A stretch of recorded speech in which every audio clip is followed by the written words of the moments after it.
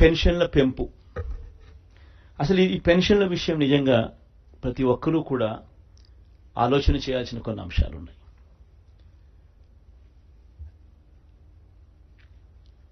పెన్షన్లకు సంబంధించి మన ప్రభుత్వం అధికారంలోకి రాకమునుపు చంద్రబాబు గారి హయాంలో 4 సంవత్సరాల 10 నెలలు అంటే మార్చి 1 దాకా ఎన్నికలకు 2 నెలల ముందు వరకు పెన్షన్ ఎంత అంటే 1000 రూపాయలు.